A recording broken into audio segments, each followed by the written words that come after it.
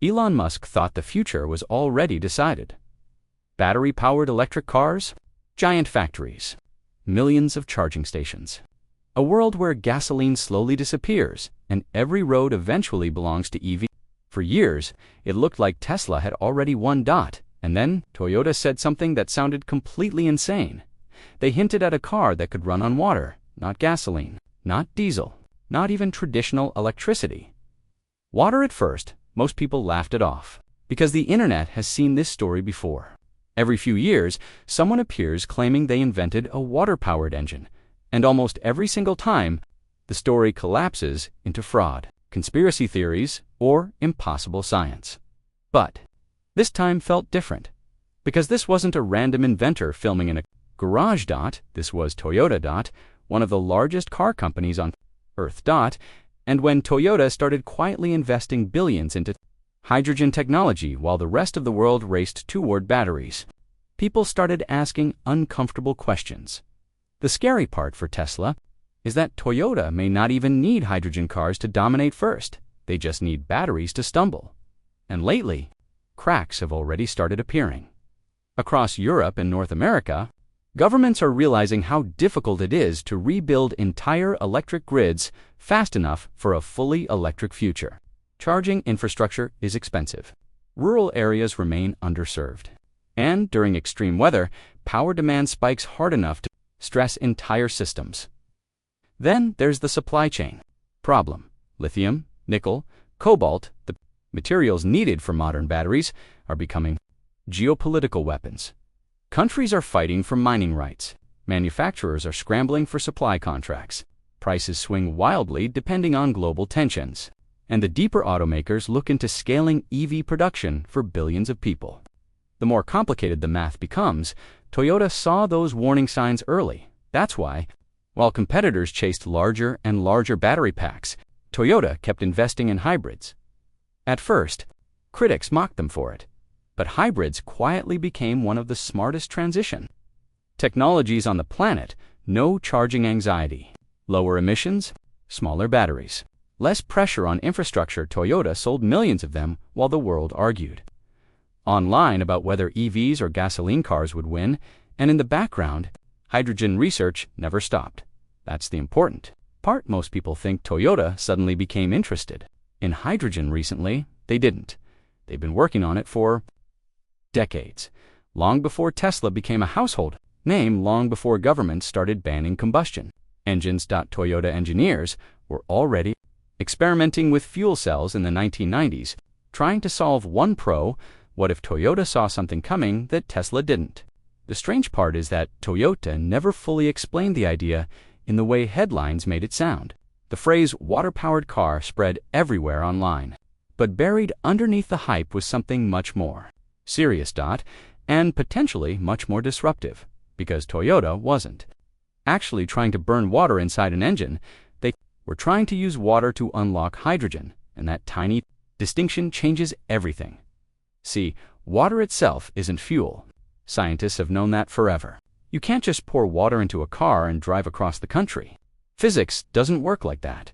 In fact, splitting water apart takes energy, a lot of it. That's why so many water car inventors failed before Toyota ever touched the idea. Back in the 1980s, a man named Stanley Meyer claimed he built a buggy that ran entirely on water.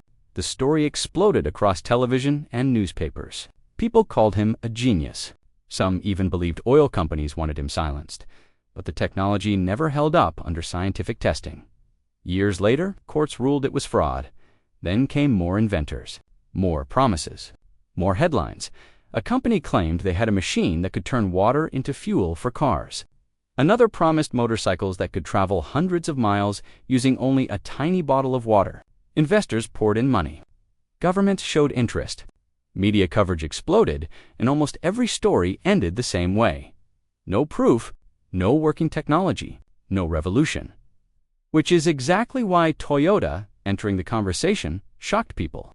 Because Toyota knew all of that history. They knew the words water-powered car sounded dangerous, almost radioactive. Any serious automaker would avoid those claims entirely. But Toyota kept moving anyway. Quietly, slowly. And unlike the inventors before them, Toyota wasn't trying to violate physics. They were trying to build an entirely different energy system. Here's where the story starts to get uncomfortable, because while the world celebrated electric vehicles, Toyota never fully committed to them the way Tesla, BYD, and other companies did. In fact, Toyota was criticized for it constantly. Analysts said they were falling behind.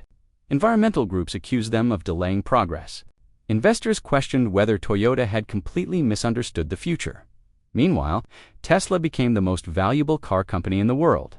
And yet, Toyota still refused to go all in on batteries. That decision confused almost everyone until people realized Toyota wasn't betting against clean energy, they were betting against batteries themselves. And suddenly, their hydrogen obsession started making more sense. The basic idea works like this. Using electrolysis, electricity splits water into hydrogen and oxygen. That hydrogen is then stored and later fed into a fuel cell, where it combines with oxygen again to create electricity for the car. The only thing coming out of the exhaust: water vapor, no gasoline fumes, no diesel smoke, no massive lithium battery packs. On paper, it sounded almost perfect. Hydrogen cars could refuel in minutes instead of waiting hours to charge. They could travel long distances without giant batteries weighing them down. And unlike lithium mining, hydrogen production didn't depend on massive amounts of rare earth materials.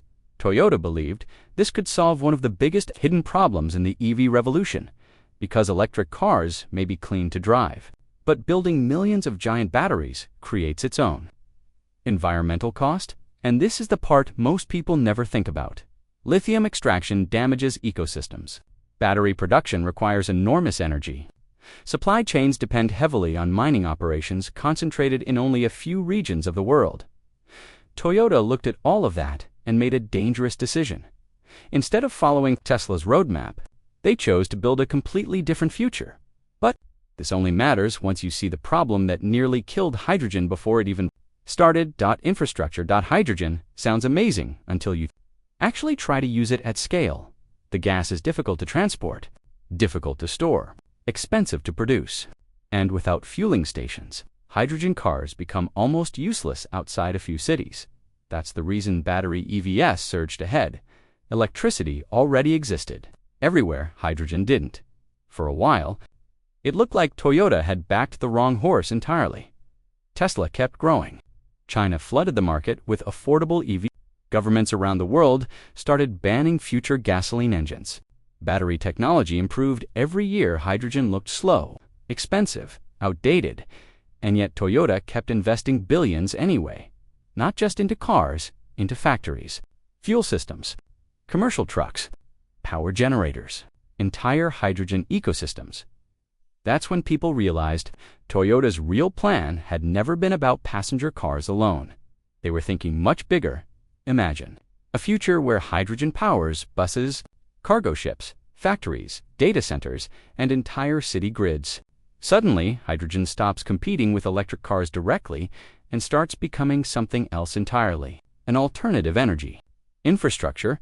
Toyota's executives openly predicted that hydrogen could become a multi-trillion-dollar industry by 2030, and they started preparing for that future. Early new hydrogen factories, partnerships across Asia and Europe. Hydrogen-powered trucks, even experiments turning agricultural waste into fuel.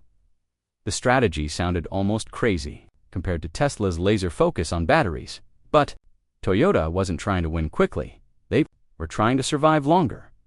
And that changes the entire story, because history is full of technologies that looked unbeatable, until suddenly they weren't.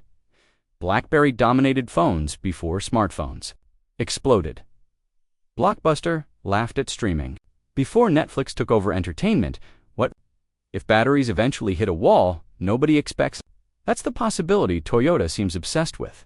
Not because EVs are failing today, but because scaling batteries for the entire planet may become harder than people realize. Grid pressure, resource shortages, recycling challenges. Toyota appears to believe those problems will grow over time, and if they do, hydrogen suddenly stops looking ridiculous. It starts looking early. That doesn't mean Toyota is guaranteed to win. Far from it. Even today, Hydrogen vehicles remain rare. Fuel stations barely exist in many countries. Producing clean hydrogen is still expensive. And battery EVs continue dominating global sales. Tesla is still growing. China still controls huge parts of the EV supply chain. The battery revolution is real. But Toyota's strategy forces one uncomfortable question into the conversation. What if the future isn't one technology? What if the world rushed toward batteries simply because they arrived first? Because maybe the biggest misunderstanding in this entire story is the phrase water-powered car. Toyota never discovered magical water fuel. What they discovered might be something much more dangerous. The real battle won't be Tesla versus Toyota. It'll be a fight over who gets to power the future itself.